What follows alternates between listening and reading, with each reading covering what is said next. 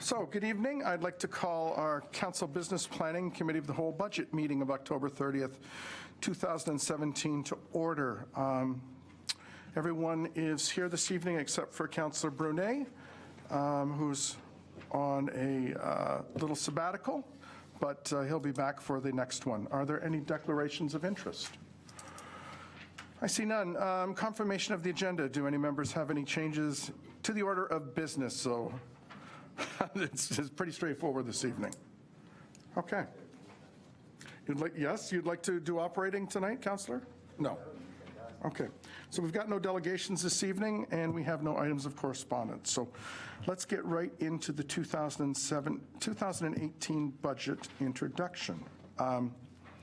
Before I turn the presentation over to our CAO and our Director of Finance, I'd just like to highlight the Town of Lincoln staff here tonight, to our reporter in the front row. So we've got Mr. Karkopolis, our CAO, and beside Mr. Karkopolis, we've got our Director of Finance and Admin, Angela Safani. In the staff section, how can I forget Sir William? We've got our Director of Corporate Services / Clerk, William Kalasa, to my right, to keep me on the straight and narrow this evening. In the staff section, we've got our Director of Community Services, Maria Brigantino. We've got the Phantom sitting beside her. And then we've got our Fire Chief, Mr. Greg Hudson. Beside Mr. Hudson, we've got our Director of Public Works, Dave Graham. And beside Mr. Graham, we've got our Director of Planning and Development, Kathleen Dale. And then in the gallery section, we've got Ms. Jill Nicholson, our Chief Executive Officer, Town of Lincoln Public Library Board. We've got Carrie Beatty, our Senior Communications Advisor. We've got Rosalie Potter, our Manager of Revenue. We've got Terry Trewalla, our Associate Director / Financial Analyst. And in the back row, Mr. John Brown, Manager, IT Services. So, without further ado, I'd like to turn it over to our CAO and Director of Finance and Admin to provide an introduction to our 2018 budget deliberations. Thank you, Mr. Chairman. I will start off the presentation, and then Angela and I will take turns highlighting a number of slides. Just to give Council a brief overview in terms of the agenda, we will be providing you a budget introduction, followed by highlighting some key business drivers, a little bit of history, and a little bit of background just in terms of some data that's available, a brief overview, and highlighting some key pieces of the 10-year capital plan, and then we will get into the 2018 capital budget overview, and then move to council inquiries and next steps. Just to provide a little bit of additional information, we will be in front of you again on November 8th. That was something that was initially scheduled for Saturday, but due to scheduling conflicts, we've moved that. At that particular point in time, we'll take what we've heard today, provide you additional information, and spend a little bit more time on the specific projects, should council have any additional questions. So this is a slide that we've shared with you before. Last time I was in front of you on this particular topic was in the late spring, early summer, in May and June, where we showed you at the center of the conversation that we have on budget is really community and community impact. And surrounding that are items that you see on this particular chart: council priorities, business planning, and that really includes work like our 10-year capital plan, the asset management plan. Then there's program, service, and delivery, local, regional, and provincial policy, and then the general smart growth principles that we look to. You'll see we've added a new burgundy bubble here, and that is really budget planning, which falls under that business planning component of the work we're doing. So you'll recall last year we shared similarly the process we go through from a budget planning perspective, and it really is a cycle that we look at where we start to plan early in the year the needs that we have. We then develop, present, and approve followed by implement, monitor, and report. So a typical budget planning cycle that you've got here in front of you that really looks at the various elements of budget and budget planning. So again, no surprise, because these in some way, I think, mimic what we heard from council this year, as well as last year, and that is the budget themes and guiding principles that we've used to, I think, guide our decision-making in terms of what we're bringing before council in this presentation. I think first and foremost, accountability and transparency, so something that this council has made an important priority in terms of the way we share information and how much information we're sharing as it relates to budget. Number two, financial sustainability, and I think another way to say that is really affordability and making decisions for the long term as well. We spent a lot of time last year talking about the 1% infrastructure levy and how from a financial sustainability perspective, that was important in terms of our reserves and the health of our reserves. We also spent a number of meetings, I think, last year, also talking about our debt, long-term borrowing, and the financial principles that council's adopted over consecutive terms in terms of guiding their decisions. That leads to infrastructure sustainability, and again, I think when we look at the special infrastructure levy, and when we look at just what's required in terms of long-term investment, that's another one of the guiding themes we have when we look at the capital budget. And last but not least, I think the importance of service delivery, what you heard at the doors, what we're hearing generally, and just the things that are both legislated and mandated that we need to deliver. So Lincoln's story. A few quick facts. Again, I think some of this is updated in terms of the recent census data that was released, but a number of these facts you've heard us present before. Our population is approaching 24,000 over the last 5 years. In terms of that last 2011 to 16 quadrant, we've seen a population growth of almost 6%. Our projected population is expected to grow by approximately 50% to over 32,000 in the next 15 years. And I think when you look at what's been set in the provincial policy documents, that is something, again, that council's aware of, and I think needing to look at the decisions that we make today in anticipation of that. Again, the fourth fastest growing municipality in Niagara, and with that comes a whole set of challenges, but also a whole set of opportunities. I think what's interesting is our age distribution, and I think as we look at some of our social infrastructure and otherwise, I think looking at the age of our community is surprising. I can tell you I've given a few presentations lately, both in our community and in other communities, where I think there isn't a clear indication of what the population that makes up our community, and so I think this is telling. Almost 34% are between that 0 and 29, so over a third of our population is under the age of 30, and then 30 to 64 accounts for almost half, and then 65 plus is 21%. So I think when you look at that, it's incredibly telling in terms of the age of our community, and I think a clear indication of the types of things people are going to be looking for us to invest in as we move forward. As you can see, the average age is 42.9 years. And once again, I think this is something that we continue to highlight, but I don't think we can say it enough from an affordability standpoint. We continue to be one of the most affordable communities to live in Niagara, from the perspective of both property taxes, water, wastewater as a percent of income. We're number 3 in terms of the 12 municipalities that make up Niagara region.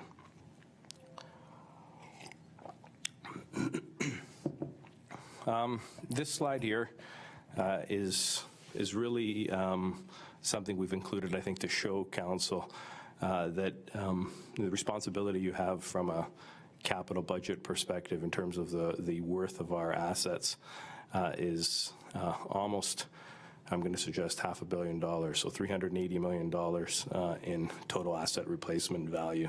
That is a huge undertaking. It's a huge responsibility. A big part of that is roads. And so again, when we look at where we spend most of our dollars in terms of capital projects, Roads is a significant piece of that. But again, I think it's important that when we're talking about the increase this year, when we're talking about what we're spending monies on, when you look at the total asset value that we have, it equals almost $400 million. So business drivers. When we look at all the projects or all the potential projects and all the needs across the organization, and this is something that the senior management team has done for a number of meetings over the last number of months, I think we always try to go through a fair process, an equitable assessment of all the needs across the organization.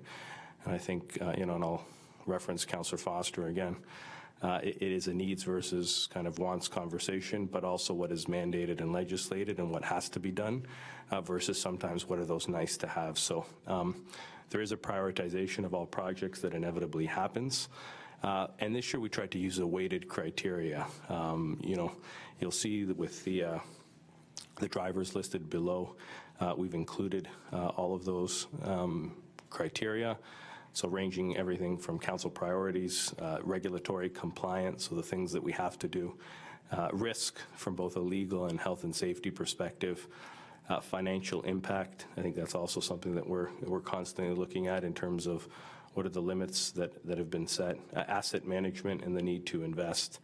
Where can we make some strategic asset investment and leverage other dollars or extend the life cycle of a particular asset that we own.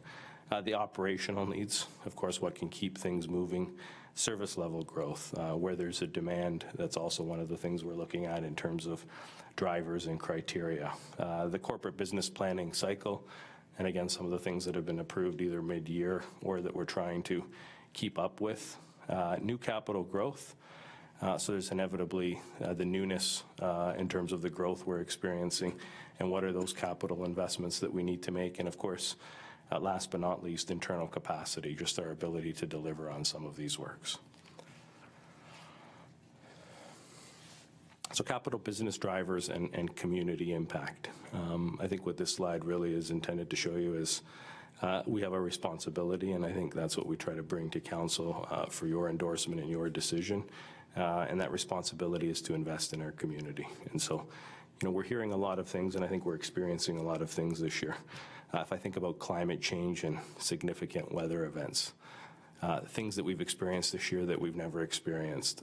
We've never evacuated people from our lakeshore.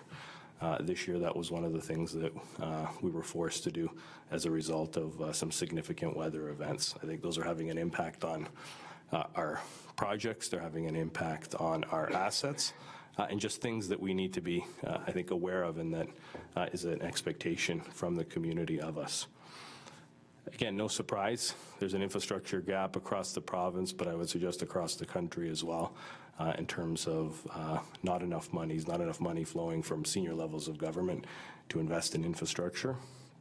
And I think with growth projections over the next 15 years, there's a responsibility to plan for the future and to plan for future generations. I know you've heard me say on countless occasions that we've got some very significant decisions that this council will have to make over the next 3 to 5 years that will have impacts to future generations. And so I think, when we look at what's in front of you, those are things that we're looking at from a community impact standpoint.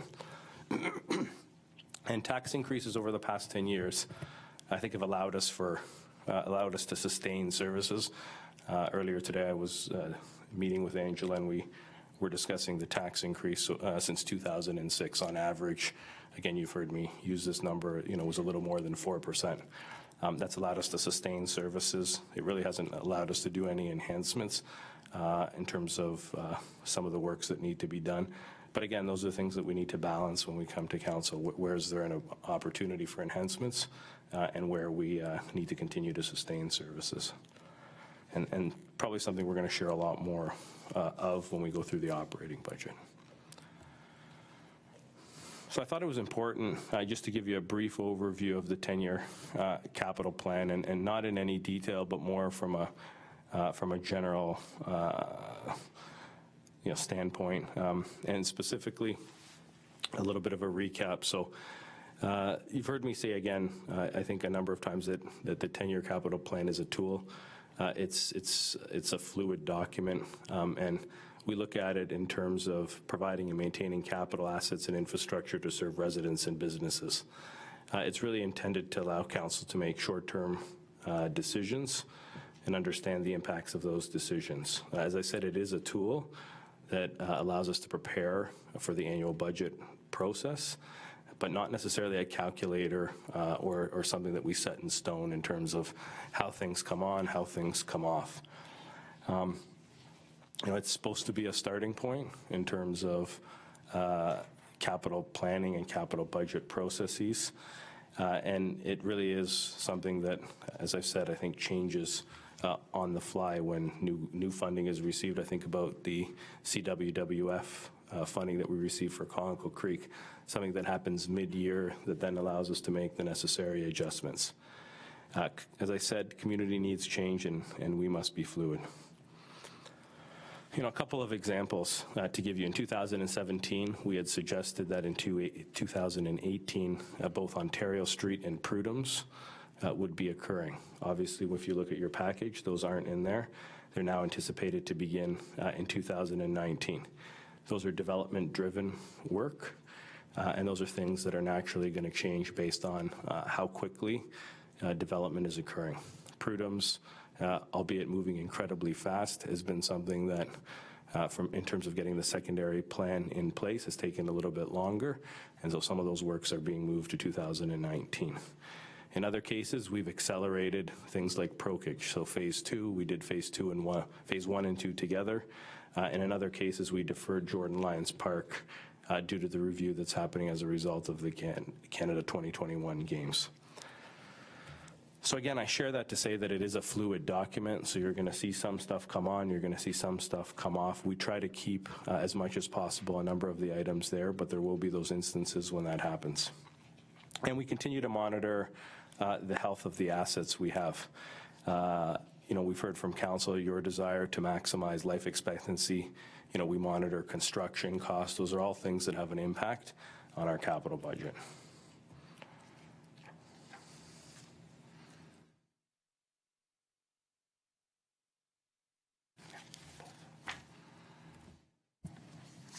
So what's new this year?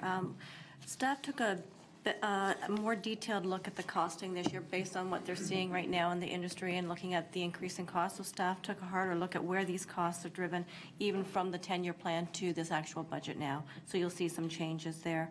Staff again looked at the weighting and the prioritization that was done with SMT, and again applied that with the budget process for picking the 2018 projects. One of the things I think that was noticed this year is we did a little bit more bucketing with the projects. So we looked at categories versus departmental. So we have transportation, environmental, safety, social infrastructure, corporate infrastructure, and then we put these, within those buckets, we've put the roads, the water, wastewater, fire into their related buckets. And the rationale of this is to provide better groupings for cross-departmental management of these projects. So if we're looking at funding then, or resources, then we can look at better managing the projects. So if you go to the next slide, we have the categories again and what's included in those. So under transportation, you'll see we have bridges and culverts, traffic control, and street lighting. Before we used to provide those all separately. Now we're grouping them as that's our transportation. Environment and safety, we have our water and wastewater and our fire rescue. Again, safety to the community.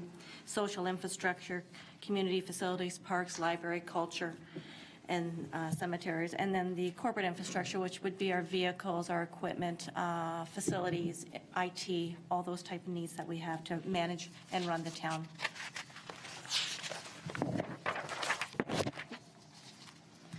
So in 2018, we're seeing just under 11.7 million in capital projects. Of that, 1.3 or just under 1.3 of that is being funded from the levy. So what we've done is, following council's financial principles, we've increased the levy based on non-construction CPI, so non-residential construction price CPI, and we've increased that by 2.6%, which is a hit of almost 37,000 over last year. on the capital levy. So major investments for this year, you'll see, was under the transportation and environmental component. And one of the things, again, that staff are recommending is to have that 1% infrastructure levy. We feel that this should continue, one, to support the assets and the infrastructure, especially when our main focus is year-over-year has been transportation. And then just a reminder, Council Niagara Region has approved a 2% special levy for 2018, 1.5 to be directed to their infrastructure, and the other to be a 0.5 for the summer games. So last year, I believe the region allocated 1% special levy to their infrastructure needs. This year, they've increased it to 1.5. So 2018 capital projects, you would have seen this summary in your budget binder. 35 projects in total. The, again, broken into the 4 buckets, the corporate infrastructure, environment and safety, social infrastructure, and transportation. I will not read them all to you.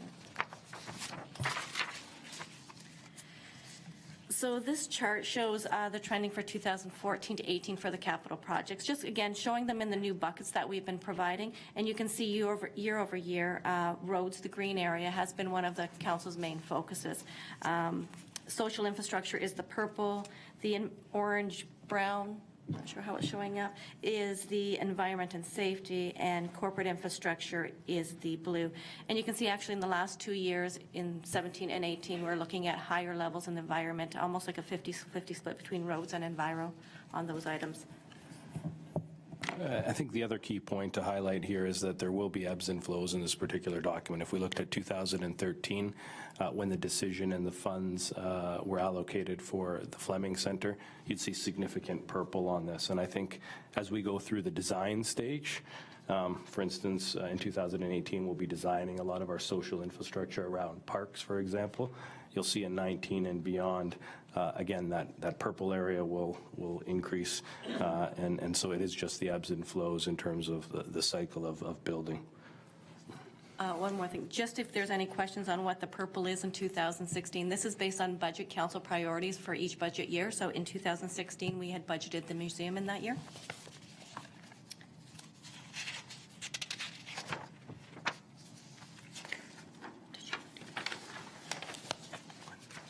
So again, for 2018, the considerations that staff and we've been working on is, again, focusing on the levy, the impacts for those projects that affect the levy directly. Again, looking at a holistic investment approach, where the funding is coming from, and managing the hard and soft infrastructure, needing to address both. This year, we're looking at more of an accurate design costing for the softer services, and then addressing those in the future years, as Mike has pointed out, that we'll be managing the projects and looking for better accurate pricing so we can look at implementing those larger social projects like parks. And then projects by category to demonstrate investment and service components. This chart, again, just shows you in dollars of where the focus is for 2018 in the asset portfolio. So it's primarily transportation and, again, in environment, which is a lot of the water in this area, and the fire fleet.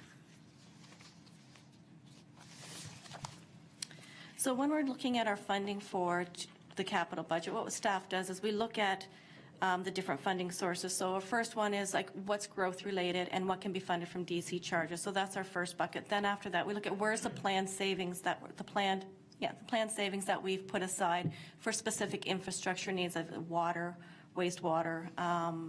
We look at our facilities reserves, our equipment reserves, and we look to those to fund those assets that are being replaced.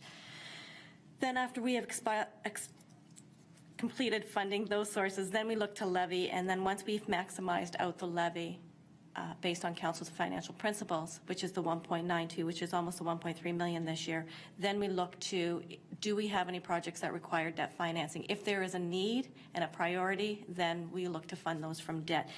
That's for the long-term assets, so we have a couple this year, which total $662,000. Oh, can I just make one more point? The one thing on this chart is it's just breaking out the capital tax levy, the 1.3 million there that you see being broken out on the part. And it's just showing where the levy is being spent, the areas of focus, like 95,000 of that 1.3 is being spent towards environment, the social infrastructure, the corporate, and then the heaviest component of that capital levy is going to the transportation again, which is the 748. It's just trying to break out that slice of pie for you to get a better understanding of where we're allocating the dollars. So the next few slides really, again, using those buckets that we've looked at, take the projects and break them into a little bit more detail. We're not necessarily going to go through each of the columns on this particular chart, but it does list under corporate infrastructure the 10 projects you see in front of you. The first two really focusing on IT upgrades, as well as number 3 and 4 in some fashion, really touching on IT. And then if you look at 5 through 10, some roof replacements, Bennett Hall washroom updates, the rationalization review around BDSS, and then some of our 2018 fleet equipment replacement needs. You'll see on the in each of those columns, we lay out what is coming from those other funds that Angela highlighted, and then what impact is really the levy. And so I think as we looked at these and as we looked at prioritization, what comes on, what comes off, and what ultimately impacts the levy, not every project on that list will impact the levy in terms of the way they're being funded. Similarly, environment and safety, that category, projects 11 through 18 are highlighted there. The most significant being the water main replacement, or the water meter replacement program at $1.93 million, and then the Victoria Avenue QEW crossing, which is conditional on us receiving senior levels of funding, and that is a conditional project at this particular point in time. Social infrastructure, these are really just the studies that we're doing and some minor upgrades. You'll see Jordan Lyons Park equipment upgrades. You'll see the Columbaria for Mount Osborne, something we're looking at doing there. An additional investment around the Vineland Cemetery. An Ashby Park enhancement design, and a skateboard park construction of $150,000. And then the last one, transportation. Again, I think as Angela highlighted, and I will bring your attention to, we started from where council has indicated they wanted to start in terms of our road resurfacing and rehabilitation program, and that is $1.7 million. And then we've got a number of other additional roads projects, bridge projects, and things that fall under that transportation category, taking us to that $4.2 million number. Charles Street and Academy are the two that require long-term borrowing in some fashion. And again, this is very much in line with what we're doing around and what we've done historically around other roads projects. So again, here's just a summary in terms of project spending in those particular 4 categories. As Angela said, highlighting and totaling a little under $11.7 million.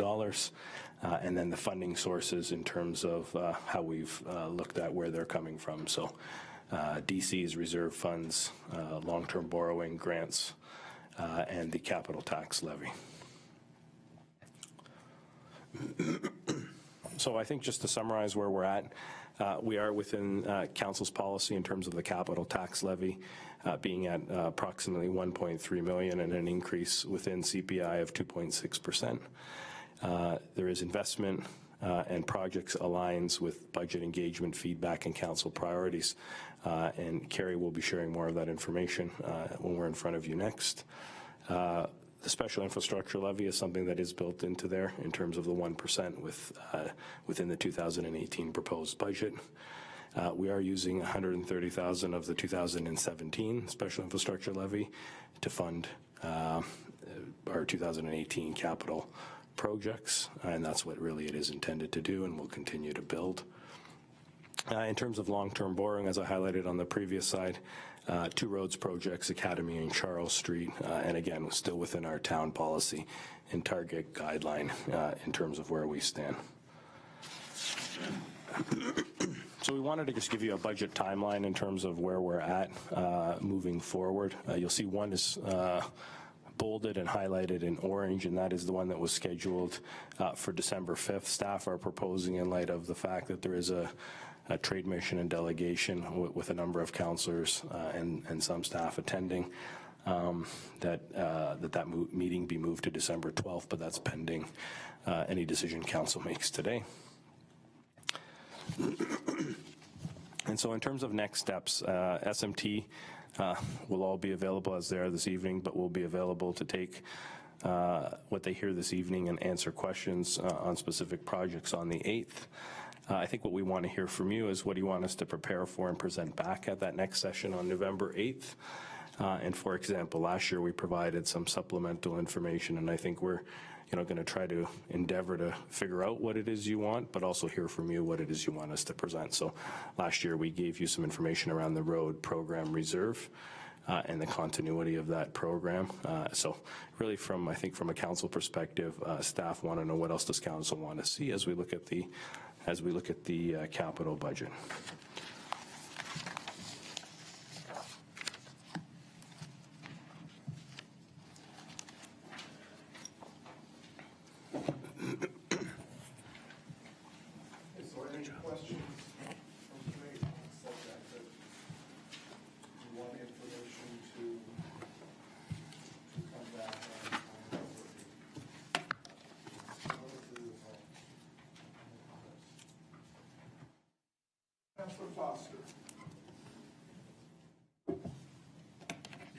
Thank you.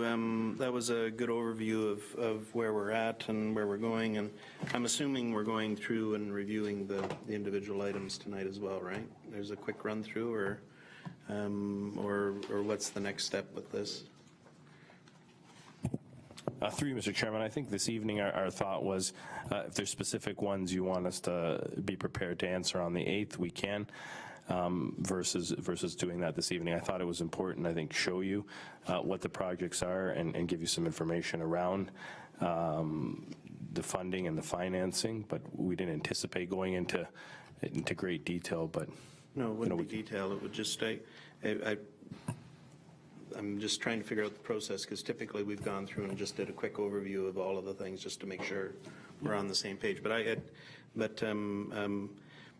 I do have a couple of questions on your earlier discussion. So I think through you, Mr. Chair, this infrastructure gap that's going on is truly a reality. And we all saw when we were at the AMO conference this year how when the AMO made a suggestion that funding might go, how that sort of felt like a lead balloon for all the politicians that were there, and it was, and actually many within the room as well, which kind of surprised me.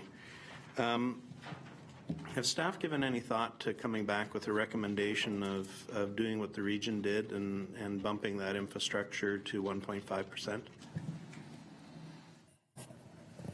Through you, Mr. Chairman, I'm going to let Ange answer that. I know I can tell by the look on her face, that's something that from a staff perspective, I think we'd absolutely, love to see, because I think it is important that we start trying to tackle that and become sustainable in the long term. But I mean, Angela may have some additional comments. I think what we can come back to you with is running a scenario that includes possibly 1.5, so you can see what that looks like overall on the levy, and at the end make a decision. Through you, I think what Mike is offering is a great idea. I love the idea of the 1.5. I think, Mike has said on my behalf over and over and over, the infrastructure levy is really important to the town to tackle that funding that we have. If you can remember when we did our 2016 asset management plan, they had highlighted a 6.4 funding gap that we had annually. So if council wants to continue on with the road program and managing and making it a long-term program, we need the funding to put behind it. And so increasing it to 1.5 will definitely incorporate that and see what it'll look like going forward. I think, through you, Mr. Chair, I think it would be a good idea so that we could at least see what the effect is as it's going on. I mean, I'm sure there's lots of tough decisions we're going to have to make anyway, but, one of the good things about considering something like that given the fact that we know that the province and the federal are not coming to our aid anytime soon, at least we can, at least say to the community, we understand it and we're moving forward and here's what we're doing and we're building on top of what we've done in the past. But I'm looking forward to seeing something back. And just a quick question, and Dave and I were sitting here scratching our heads. Can you just remind us what the Ontario Street scenario was that you've put off? I understand Prudham's, but I'm really not sure what Ontario Street was all about. So.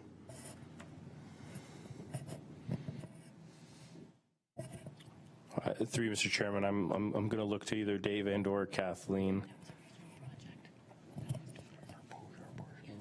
Angie's indicating she believes it was a regional project and there was a portion of ours that was based on that, but I will, I'm seeing our two directors chat here.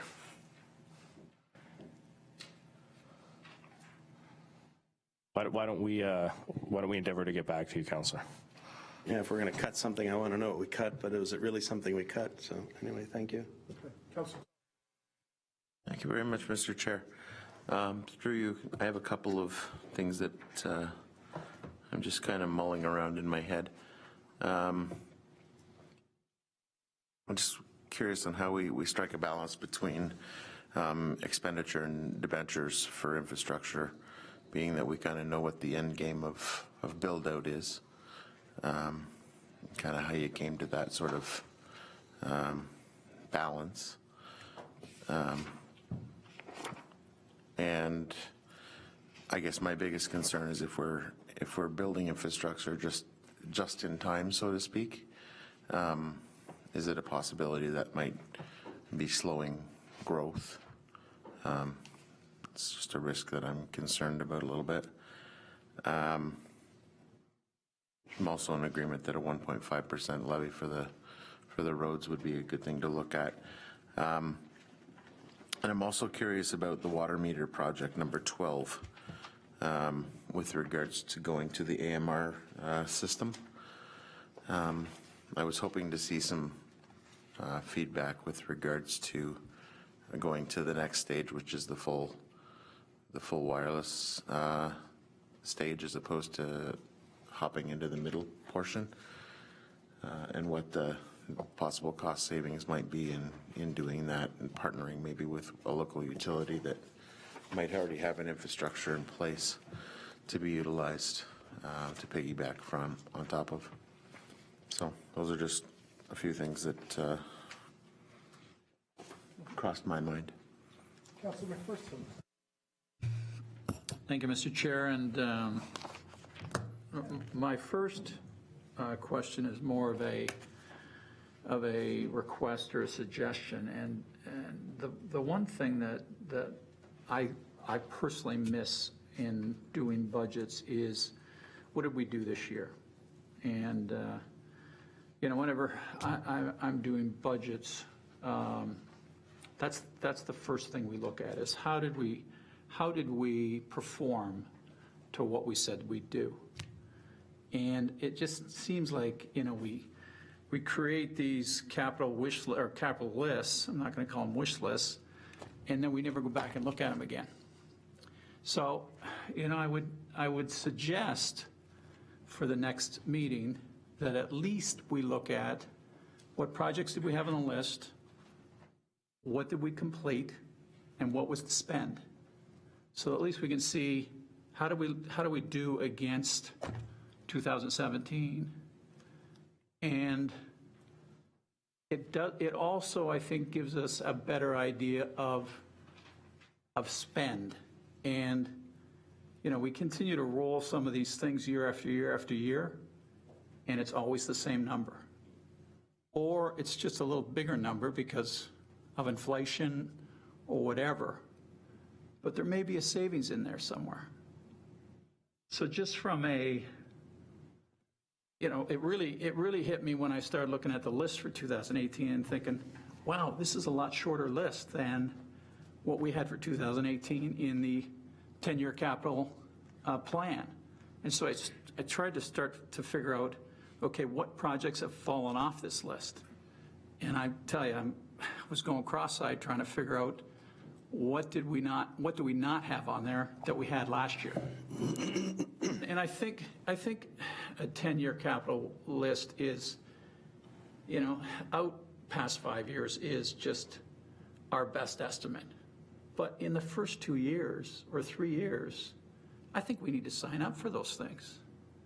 Because if residents are asking us about a project and we see it in there for next year, I'm telling them it's scheduled to happen next year.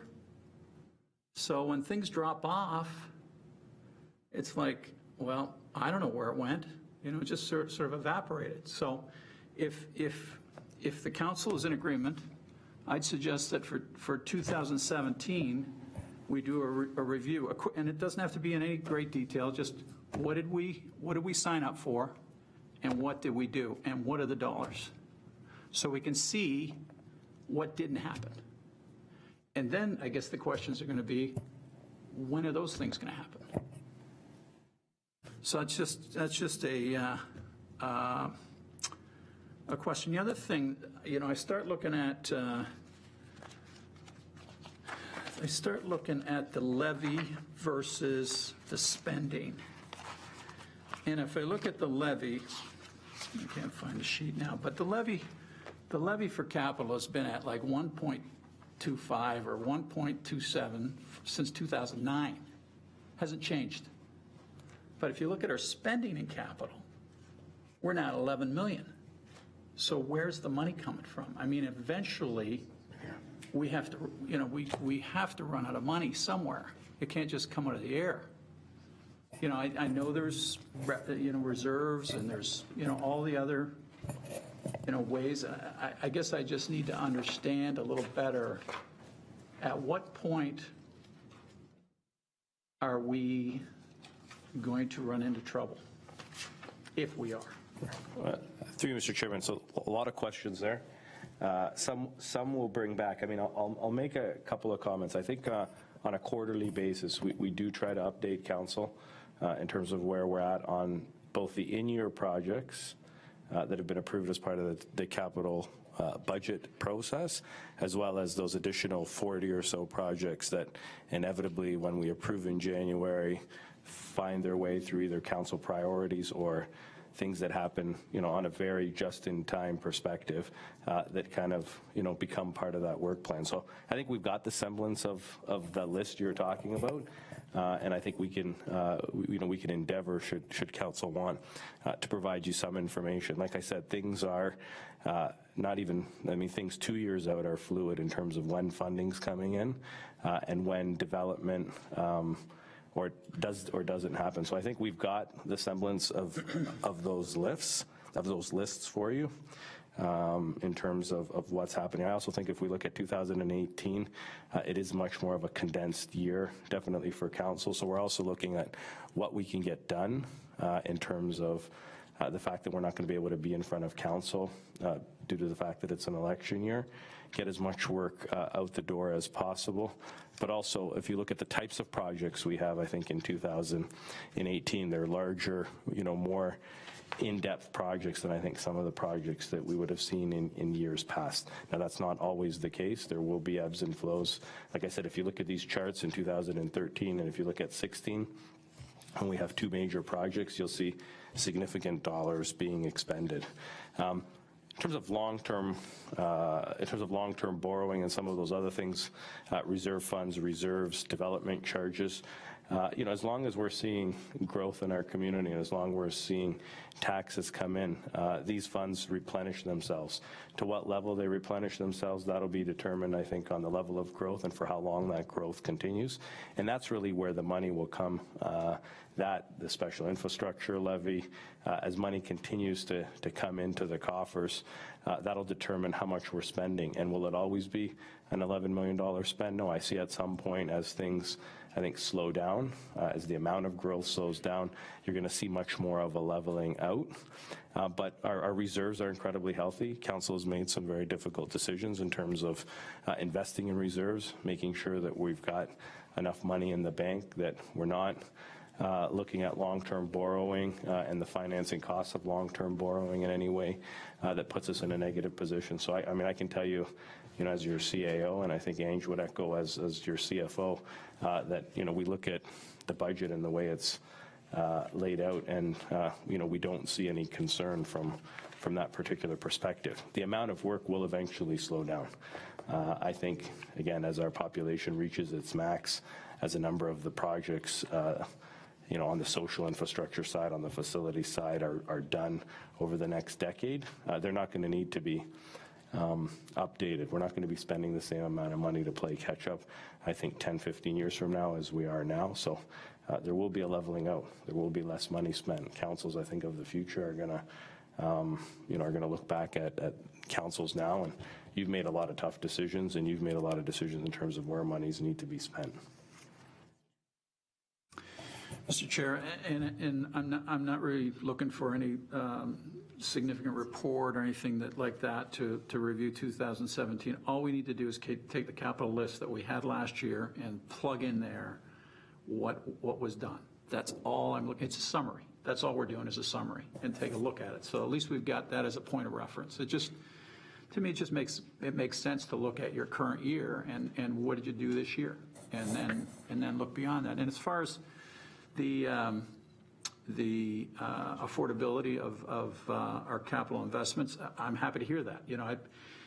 I just look back on, what happened with the roads when we started to spend money on roads, and then it was, oh my goodness, we're running out of reserves on roads, and we got to put on a tax levy specific to that. So that was driving some of the thinking. And if I'm off on that, that's wonderful. Okay, I have two specific questions, if I may, Mr. Chair. One is with regard to downtown parking, and I don't see any spending on downtown parking this year. And I know that we're thinking that we're looking at a opportunity for a purchase of a downtown property down the road, but it appears as though that's going to be delayed, possibly a year, possibly longer. And that would probably take us into 2021 or 2022. So, we've got 4 more years of parking. So, I think we've got, and in the report that we had presented to us, there was an initial investment of, I can't remember the number, 35 spots or whatever it was. So I think we've got to think about and put into the budget something to do with downtown parking for this year, at least over the next 2 years. Because if we're going to wait 4 or 5 years, my BAA is just going to shoot me. But that was one thought. And then the other thing was Jordan Park. And I get a little concerned, when I start seeing things being pushed off. The 2021 games, from what I understand, we're looking at a pool. So that's all it is, a pool. So from a redesign of that park standpoint, are we waiting for the pool to do that? And bigger question is, I think there was an arena roof on there on the list, and other items that appear to be more maintenance items that we need to do. And are we pushing those off until 5 years from now? And can we be doing that, I guess? Thank you, Mr. Chair. Through you, Mr. Chairman, I'm going to let Maria answer the question around Jordan Lyons Park, and then I will, the parking strategy, I can provide some comments on that, Councillor.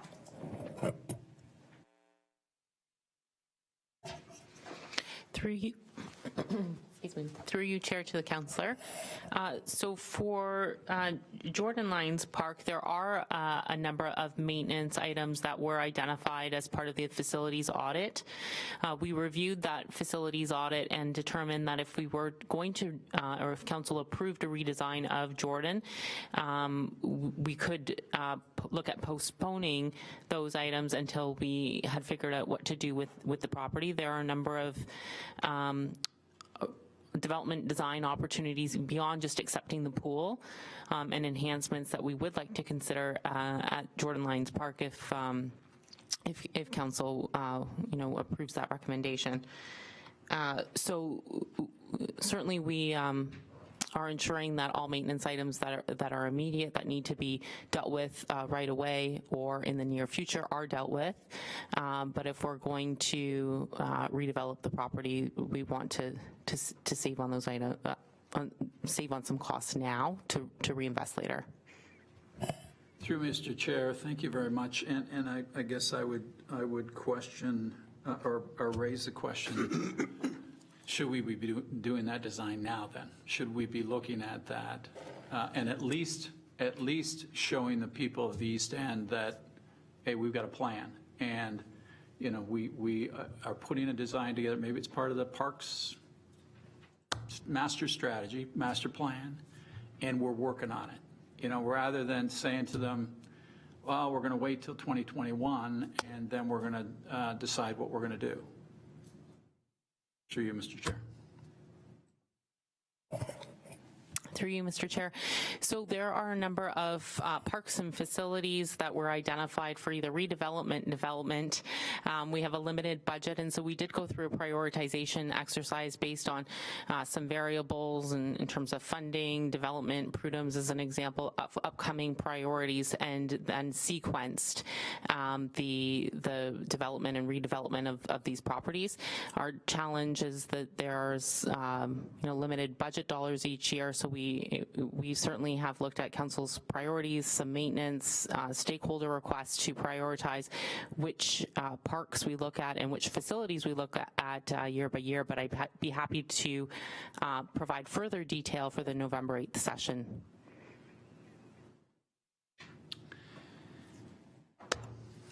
Carry on.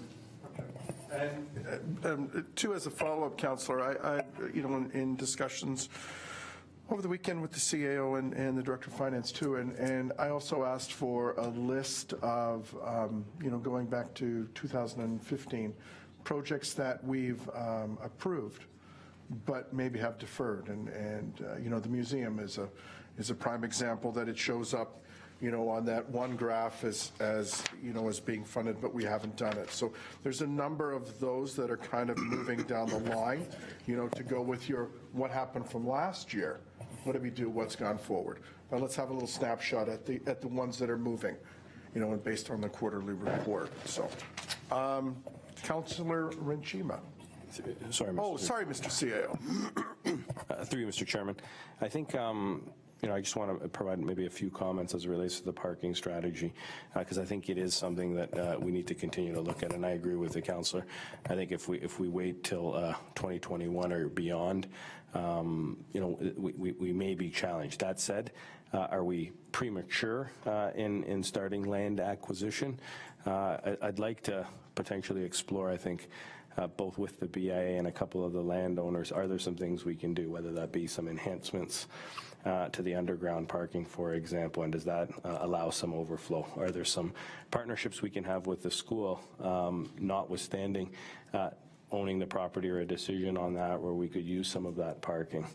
And because I think it's never full, there is a lot of availability in that particular parking lot. So it is as well, we're going through a DC study, and one of the things I think you'll recall Councillor or Chair Pachariva had highlighted was looking at how much DC dollars we could recoup for the potential of parking. It's something that we're doing on the east end of town.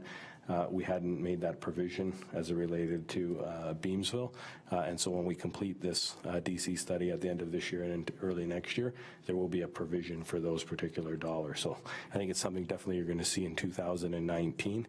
But again, should council want us to, potentially look at accelerating some of that work, it would be something we would use long-term borrowing for.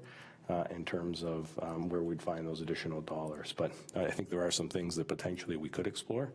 But again, should, between now and the 8th, should you want more information and further conversations, I think it's something we can have with both yourself and the BIA. Plus, too, Mr. CEO, I think in that, hearkening back to that report, too, there was some low-hanging fruit that was available. The Hickson Street parking lot, the reconfiguration of the one entrance. There's an owner that's got two entrances off of it, picking up spots there. We've already picked up spots on the south side of King Street between Mountain and Hickson Street. The incremental parking gains that we've made with the establishment of the museum complex on Beam Street. So, also going to the region and becoming, opening discussions with them on trying to establish some more King Street parking, maybe doing a snapshot of what we've gained from our end, because it was a three-pronged strategy. So we were going to look at ourselves, we were going to look at the region, and then there was site acquisition. So just in a short term, where are we? A midterm, where are we? And then a long term. So three strategies with options, and I think that's what council likes to see with anything, is strategies and options, and then be able to choose, if I may. So, Councilor Rajima. Thank you, Chair Pachariva. So I have a question about, just a clarification question, I guess. I know in the past, during our budget processes, we've said during this first meeting, we're just going to sort of talk overview and we're not going to get into merits of each project. So is that what we're doing today, Mr. Chair? Okay. So this is a clarification question, I could safely say, about project number 8, the skate park. There's a line. Oh, wait, no, it's not 8, is it? 23. That the average lifespan of a portable skate park is approximately 10 years. Do we know, I guess, what the average lifespan of or how that compares to having a permanent skate park? I'm not sure who would answer that. Through you, Chair, to Councillor Rajima. So the portable skate park has about a 10-year life cycle. The city of Welland has one right now that's about 13 years old. Most permanent skate park structures are made from concrete, so their lifespan, would be in a number of decades, depending on maintenance. The cost of a permanent structure versus a portable structure is more significant, and recreation does have ebbs and flows in terms of trends. The skate park that we're looking at essentially installing in the town next year is a youth engagement activity. It is in response to youth who have been fundraising for the park, and gives us options in terms of piloting where a park could be located and the usage of a skateboard park to inform maybe future development plans. Tying this all back, though, to Councillor McPherson's comments around Jordan Lyons, the skateboard park, one of the activities that Community Services is undergoing is the Parks Master Plan. That is a major priority for us. We are developing the scope of work now, and that master plan will set the framework and the foundation for where, how, and what we develop in the town of Lincoln moving forward in the next 5 to 10 years. So that foundational document will be achieved in 2018 and will set the tone for decision making should it be adopted and approved by council. Okay, can I ask one more question, Mr. Chair, for clarification? Do we know, so comparatively speaking, for a portable skate park of any particular size as compared to a permanent skate park of the same size, can we estimate that it might be 50% more for a permanent skate park, twice? We can look at even up to 100% more. There are some skateboard parks that municipalities have spent $3 million on. This portable skateboard park option also includes structures for BMXing, so it's multi-use. It's actually more multi-use than just skateboarding alone. Interesting. Okay, thank you.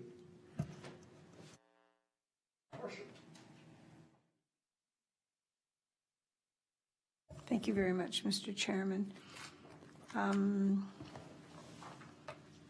This is a very interesting position, I think, that we find ourselves in because for once, the internal approach is one that crosses departments, that gets all the information out on the table about what the costs are and at many different levels. And so we have some legacy issues with projects that were approved, were on the list, were approved, but don't happen to have that kind of robustness behind them. So we have to deal with that. And that speaks to the issue that Councillor McPherson was talking about. And I was pleased to hear the CEO's commentary on DCs and growth and the infrastructure dollars. I wouldn't have any issue with raising the special infrastructure dollars to 1.5% as long as we see the kind of a plan that directs us and that we can hang our hat on in terms of decisions for the future. Because I don't like this position that we're in right now, where it's not a matter of saying we have money, we don't have money. That's almost a better position to be in. But when you have made partial commitments and now you're trying to, gain traction again, it's that's not a good position to be in. But we're going to have to deal with that and move forward. The downtown parking situation, unless the BIA is all in and everybody who owns property is prepared to come forward and be part of the plan, I really don't understand why the town would spend a nickel. We should be spending money on making sure that the Rani Lane is absolutely 100% efficient. Mr. Kirkopoulos spoke about the underground parking, making sure it's 100%, because whatever investment we make in there, it's going to be to everybody's best interest. So if we did nothing in the next year but get that all organized, I think we wouldn't find ourselves in a difficult situation. But if those businesses are not all in, I don't know why we would be using town dollars across the town, and I think that message has got to be made very clear. I think that, I don't doubt that currently there is a need and a want to get there, but I think the past has been a bit of a disappointment, I think, because, everybody's got to step up. I think the Lincoln Center roof fell off somewhere, so I'm just asking, I don't know where that went. Maybe that could be included in the November 8th. I just want to make sure that we're not going to have any surprises with that one, because somehow I recall that there were some issues there. I'm very pleased to see that we are finally being realistic about the need for a plan for cemeteries, and not going out and looking to buy land and making investments when we have land, and with the offerings that are available, we can start to satisfy some of that. I forgot to say that parking may be impacted by haul routes. And I was at the top aggregate producing meeting last Monday, and we've been requested to provide Ontario Sand and Gravel and that committee, which is it's a committee that works through AMO, not directly, but it's indirectly, and it always meets at AMO. The haul routes are going to have an impact, and that should be sorted out before we, give up on any, on some of the availability of street parking. There's nothing in here about fire radio upgrades, but I understand that there is some discussion about digital radios. So I'm just going to put that on and see what comes back on the 8th, if anything.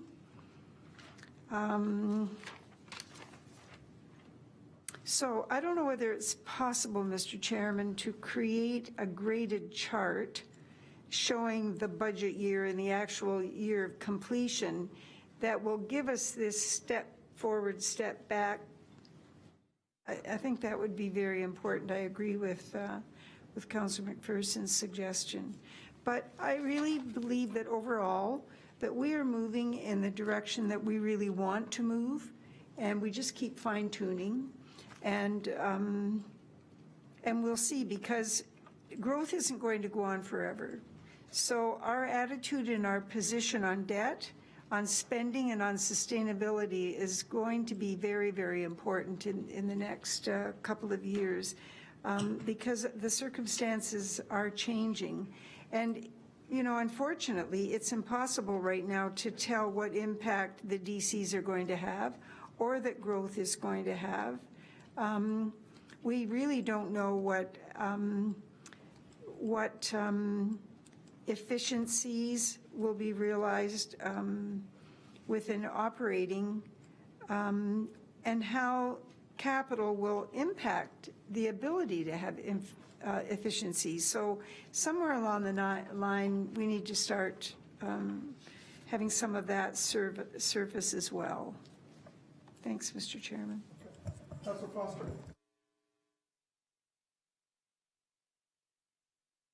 Thank you. Mike, just on, and Angela, in your presentation on, there's the summary page, the bullet number 1 on the summary, that it makes a reference to the CPI. Can you explain what the relationship is between the CPI and how our budget is formed, and the relationship of those two objects? So part of the financial principles that council has adopted is to increase the capital levy, only the capital levy, by CPI annually. So this year, the CPI was 2.6%. So we took 2.6% and added that onto last year's capital levy, which was 1.255 million, which brought this year's up 36, almost 37,000 to the 1.292 capital levy. So you're seeing a slow growth in capital levy based on CPI. Construction price. Yeah. Is 2.6. And that's the target. We look at so annually we look at the August CPI growth at that point. Annually, from year to year, we look at the August third quarter of the year, and this year it was 2.6%. Before I go to some of the councillors for the second shot, Councillor Timmers, do you have, yes? Thank you, Chair Patriva. I won't ask specifically about certain items, because we are going to have a more in-depth, detailed report on each item. Is that correct? Yes. But I mean, Okay. if it's clarification questions Okay. that you want the answer to be available next time, I would raise them this evening. So then that staff can go and investigate and come back and possibly have that, or not possibly, they will have that answer Yeah. when we go through it in line, not line by line, but project by project. I think that information will be there that I'm looking for. So I like the new groupings. I like the way that it was put in the different buckets. I think that's really great. It's really clear. I would support the 1.5 capital levy increase, tax levy, if it comes back that it looks like we can do it. I have to see what the report and what you bring back on that.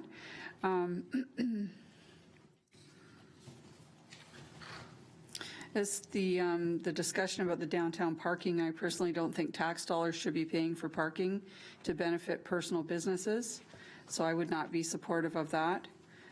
Some of the items I just would like to see more detail, just to see, for example, the water meter replacement. It's a huge ticket item. I'll need more information of why we need to do that, if that's something that's mandated or if that's something that can be put off down the road. Other than that, I'm very happy with what I see. 35 capital projects is it's not so overwhelming.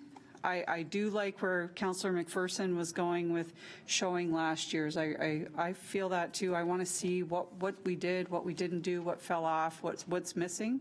I think that'd be very helpful. And other than that, I'm good. Thank you. And I would, Councillor, I would encourage you to go back and have a look at the September infrastructure meeting. There's a full detail on there on the water meter replacement program, why it's being done, how it's going to save, how it's totally funded from wastewater reserves, so there's no impact on the levy. And then there's also a rationale there to recoup lost dollars. So at a certain point, water meter starts to err on the side of the consumer.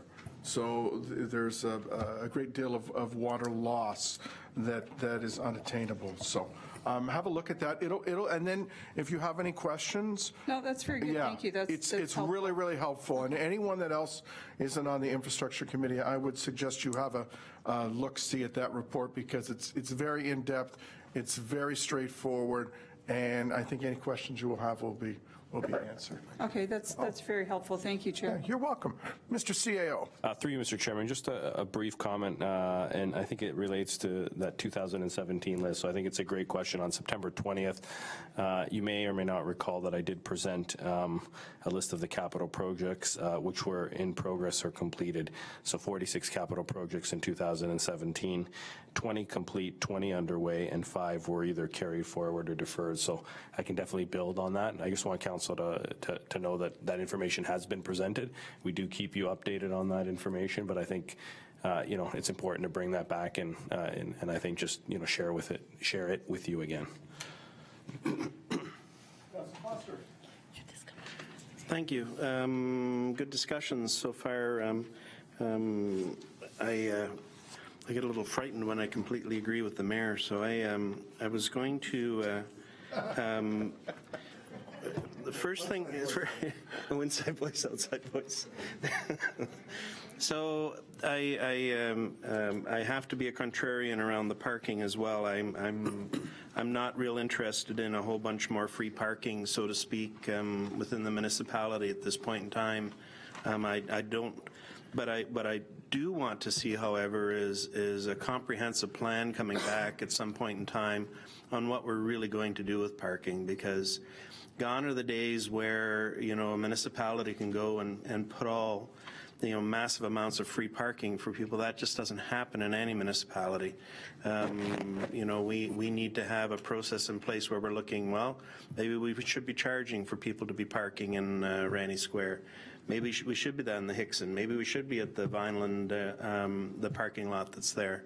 All of these things are things that we need to look at before we spend another penny on going down the road with some of these areas. So, I'm not in favor of opening up that can of worms.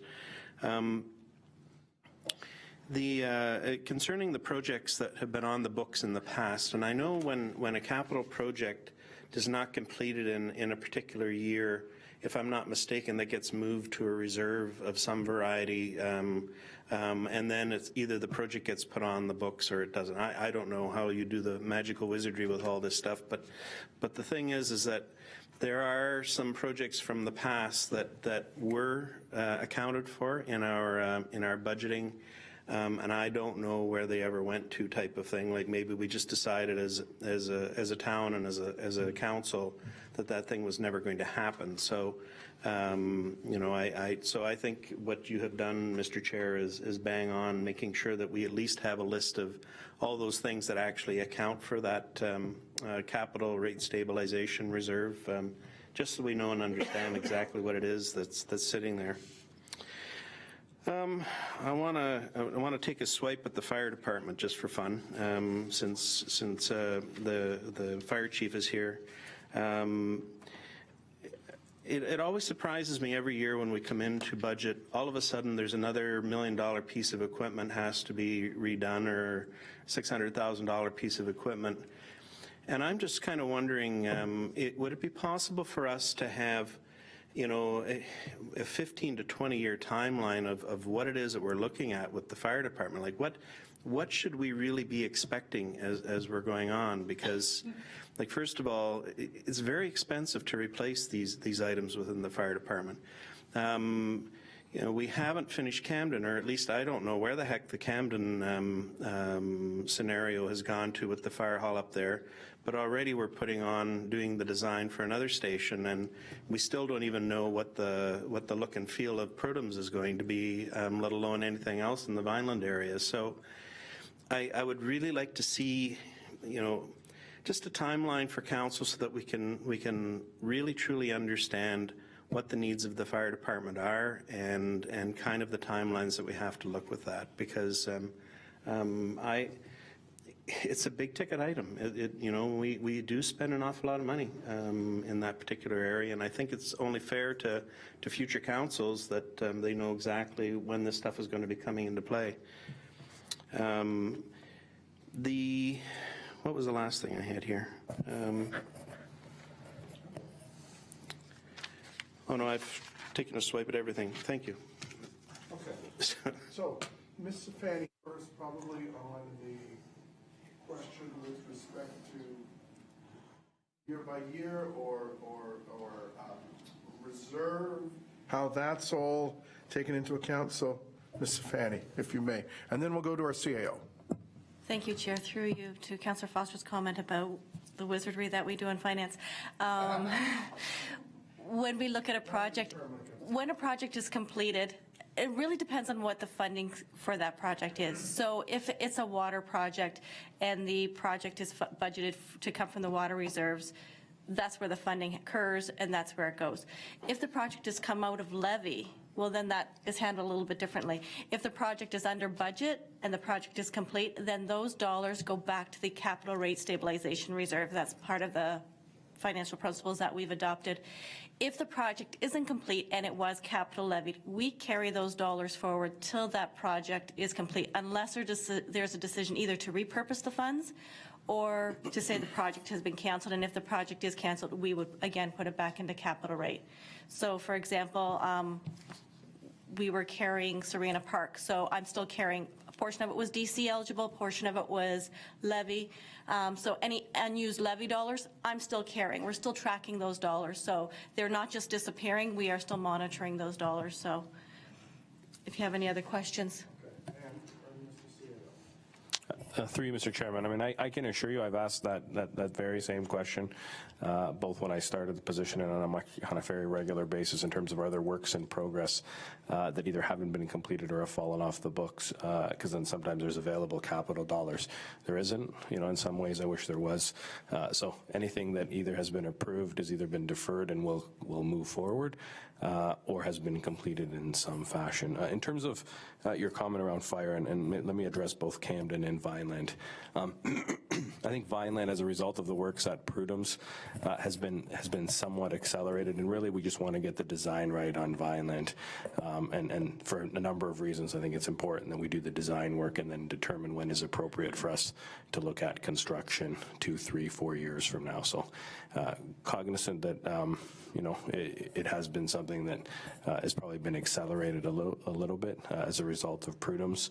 As it relates to Camden, you know, we continue to work as a small working group that I've become somewhat involved with in terms of reaching out to the 3 proponents, and we will be back before and in front of council, hopefully, at the FNA in November.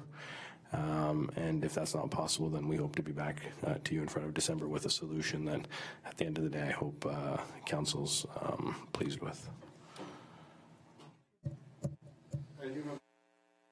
Yes, thank you. The other one, I had written it on the top of my page, not the bottom. So, just concerning the new meters within water and wastewater, and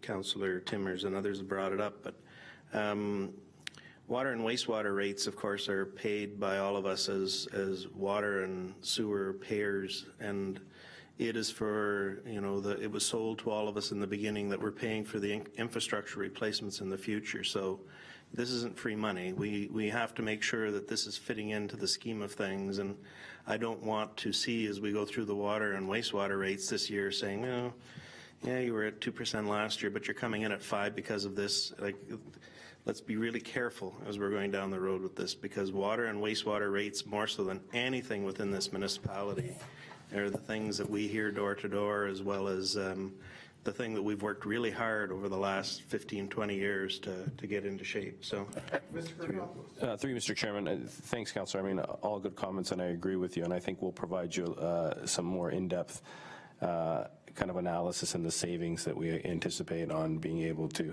recoup as a result of the water meter replacement program, because I think if Dave and or Mr. Alcock take you through that, you'll notice how it is a wise and appropriate thing to be doing, and shouldn't have the implications that you reference. Yeah, and if I may too, and if committee harkens back to last year, we were at that self-sustaining water infrastructure system, but then we had our reservations based on the modeling. Was the modeling correct? And were we going to be shocked that, real life and modeling sometimes aren't in sync with each other? So at that point, committee and council made a recommendation to, have a slight increase, and then we were going to come back and look at it this year to see where we are. Are we at a self-sustaining system? And Councillor Foster, you're correct. Well, that's one of the biggest discussions, and we made that initial investment a few years ago. We had some very large hikes and some hiccups at that, but it was the short-term pain for the long-term gain strategy, and I think we're almost there. And when you go around and you look at various, communities in the region, some of them just recently instituted water meters. I mean, we are so far ahead of the curve, and I think too, with that discussion on, the what we pay in taxes, affordability, we're the number 3 municipality in that whole scheme.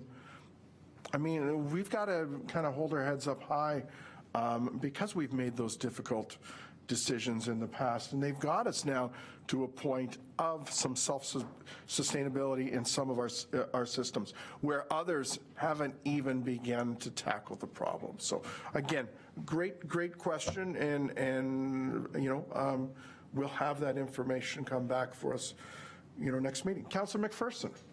I got you. Yeah. Thank you, Mr. Chair, and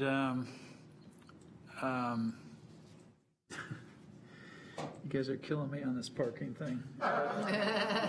So I didn't make this up. This is not about me thinking we need parking downtown. This is coming from the BIA, okay?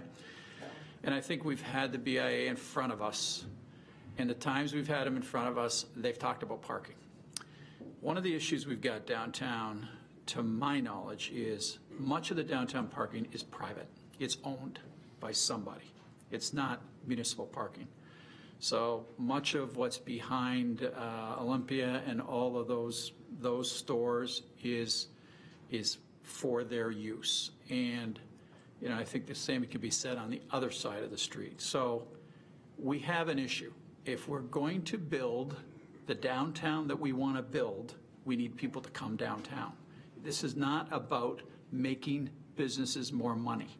This is about a robust downtown. So, folks, let's embrace a parking strategy in the downtown, please. And if it's to do with going and sitting down with some of these owners of properties and working a deal, okay. But if we're just going to, sort of say, we're not spending a dime downtown, we can basically, walk away from one of the BIA's major issues. And before I go to Mr. Kirkopoulos too, I mean, having been the former chair of the BIA for a couple terms, and I mean, it's just, and Councillor McPherson, I applaud you for your diligence in this. Having looked at the town of Grimsby, and having been a former business owner there, the town of Grimsby took a big step leap in faith a number of years ago, purchased some properties on both sides of town, developed parking strategy on the north and the south side. Business is booming there. If we talk about economic development, a linchpin of economic development is businesses, and businesses need parking. And when you've got downtown businesses that their parking is on the street, or as Councillor McPherson mentioned, it's already owned.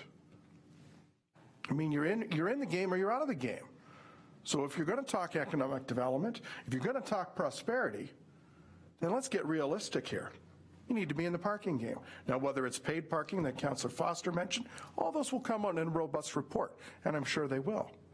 But, you know, let's not put the cart before the horse here. Let's not have some, and I know it's hard to do, to come up with preconceived notions, but let's be open-minded. Let's wait till the report comes, and based on what's in the report, I'm sure we'll make a very thought out and thorough answer. What report? Well, the parking strategy report that you've asked for. So my other comment to that was going to be that we felt strong enough that we did commission a parking strategy report. So we invested in that and got direction out of that report that had us look at, and again, I'm guessing at these numbers, 35 spots now, up to 100 spots in the near future. So, I mean, this isn't just dropping out of the sky, folks. You know, this is something we've been talking about for a couple of years now. So, you know, I don't see anything here in the budget that concerns me that we're just going to go through another year and, yeah, we could talk about things we could do, but nothing happens. Okay, I'm going to leave that for a second. I just have one other comment, and it's with regards to Councillor Foster's comment, and I absolutely wholeheartedly agree on the fire side that if we could, because I mean, it's always a big ticket item. It's always a big ticket item. You know, it's not, I mean, even bunker wear is going to, you know, run us 350 grand or $4. So if you look at those graphs and you look at environment and safety, I'd say a big part of that's fire. I mean, we have 4 stations in town. It's going to cost us money, right? And I think the fact that we're sort of still trying to figure out Camden, you know, and that's going to be a big ticket item. You know, I think we need to figure that one out first before we move on from there. So I like the suggestion of let's look at a 10-year look at what do we need to replace, or a 15-year look, and let's have it just laid out so that when we get to these budgets, it's more of a check mark rather than a, oh my goodness, we're spending another, you know, 800 grand on a piece of equipment, which we probably need, but it just sort of jumps out at you know, whenever you look at the budget. Thank you, Mr. Chair. Councillor McMillan. Thank you, Mr. Chair. I want to go back to one of the other things that was being talked about before the parking took over, more of a comment, I suppose. I just wanted to thank Angela for that explanation that she gave about carryovers and projects that are not completed, and that what Mike had to say about Camden Fire Hall. So that explanation that you gave, that's where the Camden Fire Hall and that's where the museum fit right now in that kind of a situation. The approvals were done, the monies were set aside, the projects have not been completed, and it's just carried over. That's why it's not showing in the 2018 budget as well. Okay, thank you. I don't want to get into a big debate about parking, because I think we will be getting into a big debate about parking, but I am absolutely amazed at your comment that we need to have an open mind and we need to be thinking about this. And I don't know where the thinking was for quite some time. Of course, this land is privately owned, but the land needs to be efficiently laid out, and the town attempted to do that, and there was no cooperation. So don't disagree, and I don't want our colleague, Councillor McPherson, to find himself in a situation where he's not being seen as helpful, because he's been more than helpful. But if we're going to rationalize what we have before we start spending money, it means that private property owners have to step up and agree that we will reorganize and redesign, and this is what it will look like, and then your customers will be able to park right here. And then we do whatever else we need to do. But we don't need to, I mean, it's great that Grimsby did what they did. It was very future, it was very futuristic, and it would have been great if we had done that. But we have to start with what we have, and what we have is goodwill, and that's probably all we have at the moment. And so if the property owners come forward, we can come up with a plan. So maybe Councillor McPherson, let me help him out here a little bit. What we need is some money for design. Do we have money for design? Is it hidden somewhere in there?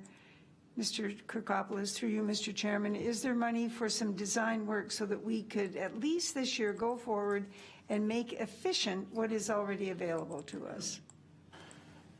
Through you, Mr. Chairman, I mean, specifically to that question, and then I do have a couple of comments to make as it relates to parking. Are there any monies, currently that we could, or that are set aside? No. Are there monies that, leaving today, we can go look at and determine, where we fit it in? I mean, you're not talking a huge amount of money, so whether that be out of long-term borrowing or a reprioritization of another project, I think there's always ways to potentially look at it, but I do, as I said, have a few comments as it relates to the parking item and maybe some next steps. And the councillor involved with that Ranny Square, development and paving, and going to those business owners there and saying, okay, now if you pave so like the town's making the investment on the north side, you need to help yourself on the south side. And I'm sure the design is still there. And I think through this parking strategy, there's that low-hanging fruit that we identified. So what the town can do, what the business owners can do, and then the third priority is what can we do together? So look forward to that. Councillor Thompson, Mr. CA. Through you, Mr. Chairman, maybe just to try to put an exclamation point on the whole parking matter, why don't we summarize as part of our November 8th coming back, or send something to council prior to that as it relates to what were the recommendations out of the parking strategy? I think it would be a good reminder for all in terms of what was included in there. And I think some other things we can look at, and I think, inevitably what's thrown us slightly off or amended our timelines is the fact that BDSS could be a possibility. And so before making a decision to expend $500 or $1 million, why don't we look at that as an option? What I think we should do and can do is definitely approach the school board in the interim as an interim solution, and either arrange a zero or very low cost lease to lease a portion of that. I think I was looking to Mr. Graham about signage, and him and I have had a number of conversations today about signage. And so I think, if that's the case, we can make sure it's signed appropriately. But why don't we come back to you and summarize what was in the parking strategy? Councillor Thompson. Good idea. Will you? Okay. Okay, there's an exclamation point. Okay, so I've just, if no one else has a few questions or any further questions, I just have a few yellow sticky notes here. So, some clarification going forward for next time. Now, I've got my document is early, so if we could, William, if you could scroll back to the, or Mr. Kirkopoulos, to those groupings, because I don't have numbers on mine. So I can look and say, okay, so if you go to the first one, okay, so project IT hardware. Okay, so number one. Just a question on life cycle costing. So we talk in here about some televisions being donated. wondering if that was how we life cycle cost things, whether we purchase or whether it's donation, when that life cycle costing begins, or what the policy is with respect to that. So, Through you, Chair, to you. When we're looking at life cycle costing specifically related to IT, what we do is we look at it, has it been, are we replacing an existing asset? If we're replacing an existing asset, it's been captured in our life cycle costing, then we fund it from the reserve fund. If it's a new initiative, we've never purchased a TV before for that specific location, then that would be something that's coming out of the levy. If we were having something donated, then we would, identify that as other funding. So I don't think it was actually, I don't think the comment was it was actually donated. Oh, dated back to the 70s. Okay. So whether it's purchased or donated, it needs to be captured in some type of that's life cycle. so if it was, because it's such a small, now I understand what being said. So no, so it was never life cycled before, so this would be a new purchase for the town. Okay. And with respect to fire emergency equipment, so project number 16, wondering if that's all replacement, why there's a capital tax levy component to that. So, I mean, the scuba, like, it's all replacement of things that we had.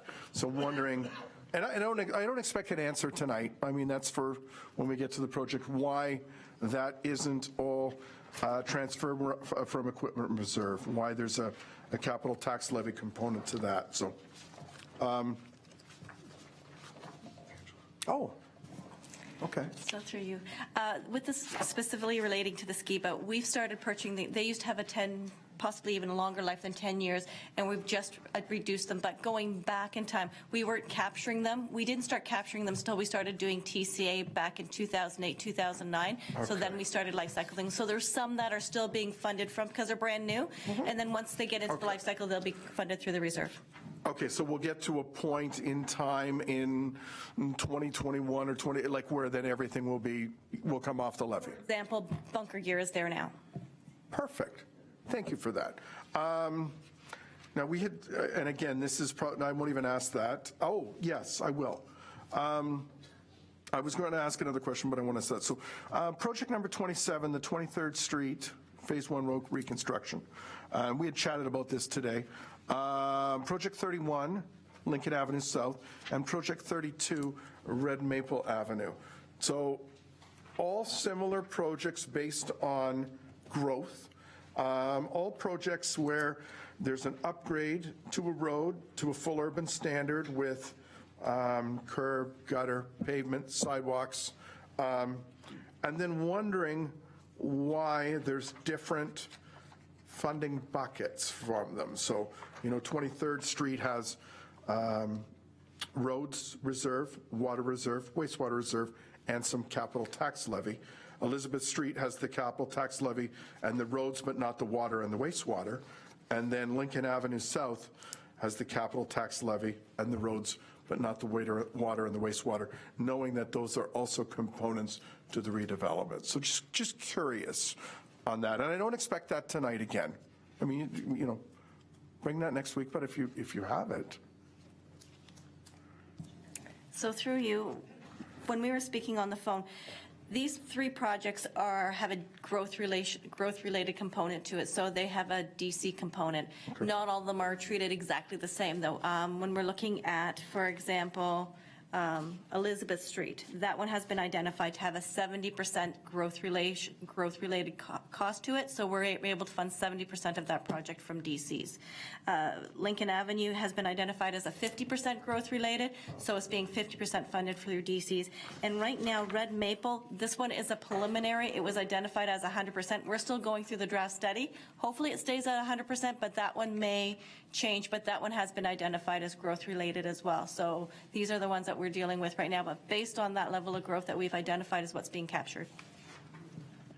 Mr. CEO? Through you, Mr. Chairman, I think it just demonstrates that we're looking at each project and trying to maximize where the dollars are coming from. Some have more of an impact on or are more growth related, and so we're trying to maximize and keep as much off the levy as possible. And that's fantastic. I mean, that's where I was going with that, knowing that, the only, realistically, the only bucket that we can affect is the $1.3 million, which is the tax levy. I mean, we can push things off into long-term borrowing, but, those are the projects that council has the most input on. Okay. Thank you very much. Councilor Thompson, questions or Clarification, actually. Yeah. okay. Who's going to ask that? Is this a two-man, is it a joint game here? Joint question. We can speak at the same time if you wish. No, that's too confusing. We were just You've been asking. doing it all night, but go ahead. We were just talking about the light pole replacement in Heritage Village, when that's going on, and I understand those poles are crumbling, the concrete poles, that's why these things are being replaced. But is this a situation where LED comes into play with them as well, or are they already LED lights? Because I know we're very much interested in changing over the remainder of our lights to LED, so.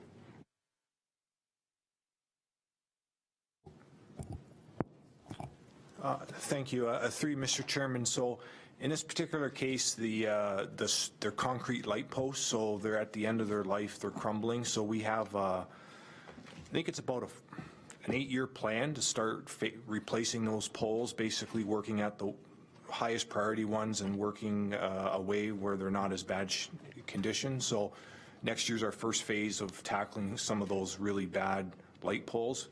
At this point, we aren't converting the whole light to LED, it's just the pole replacement.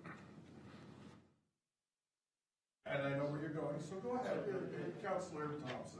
Oh, well, is one going to ask the? Yeah. The other has to follow up. It's like we've got a One, Councilor Foster here. Oh, goodness. So can we have some numbers coming back on what it would be just to take care of the upgrades at the time we're doing the polls, please? Because it just sort of makes sense. Thank you, Chair Pachariva. One of the things that we've been hearing about at our ward meetings for the last couple of ward meetings is the lighting in Hillary Bald Park, some kind of lighting along the pathways that lead from the front to the back, and that it's very dark in there. And I know we had discussions through the year about that. So I don't know if there's any plans in the works to put those lights in there. I didn't see anything in here. I don't know if that's a question for tonight or for next time, or. That's a question for tonight. Ms. Bertantino, do you have a? Okay. Shed some Light on that. Thank you. Through you, Chair to Councilor Rajima. This is one of the components that we're going to be considering in the Parks Master Plan to identify how lighting should be treated within the town, where it's appropriate, how our bylaws and policies would support it. And in the meantime, our public works staff and community services staff are investigating energy efficient options. Should we get approval from council and receive direction in the Parks Master Plan to include lighting in our open spaces. Yeah, thank you. I know that's potentially quite a ways down the road. So it'd be nice to see some sort of lighting in there in the meantime. I'm wondering if that's a possibility to get something put in there to light up that back area, at least down the pathway for accessibility purposes. And because I know we hear a lot of people walk through there at night or would like to walk through there at night, and it's very dark. So I wish.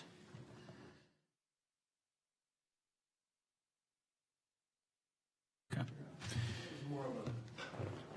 Okay. You heard that the report, that the master plan will be done in 2018, and then you're looking for something. Through you, Chair, we have investigated options to move forward. We can, at Council's request, move forward, but I would encourage that we do look for the recommendations out of the master plan, as it does set the strategic direction. Lighting sometimes does cause other unintended impacts where neighbors are concerned about lighting within their homes, within their backyards. So we really do want to go through that stakeholder engagement process so that when we come up with a strategy, it's something that's endorsed by the community and council. Thank you.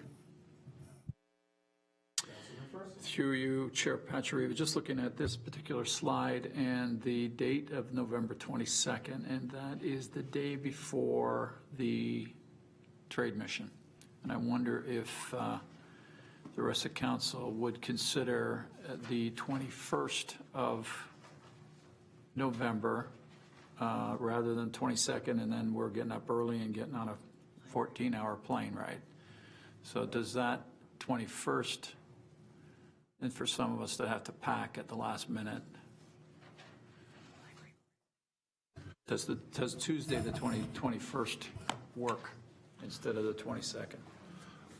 Through you, Mr. Chairman, we can look into that. Perhaps we'll poll all members of council and make sure that that date is available. I do have 2 meetings popping up on my calendar at the moment, but we'll need to confirm whether they're go or no go, or whether we can accommodate.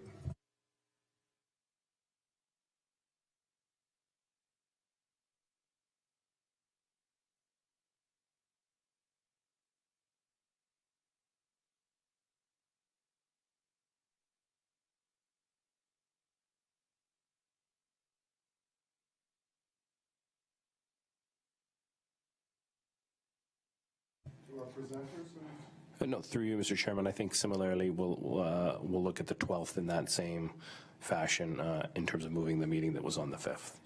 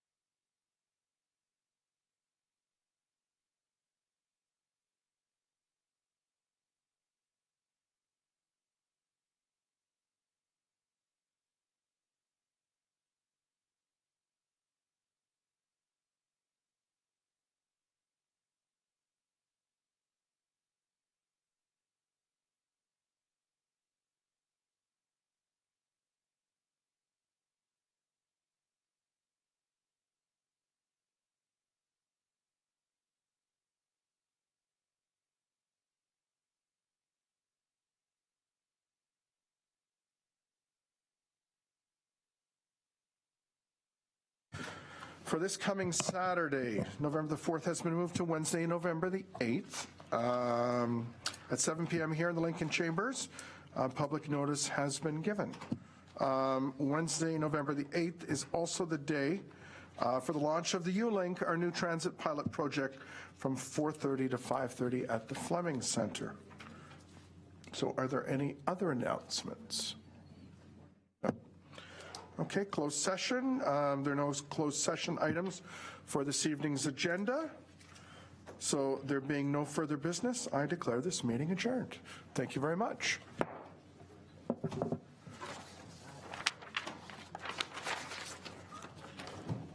Thank you, Sir William.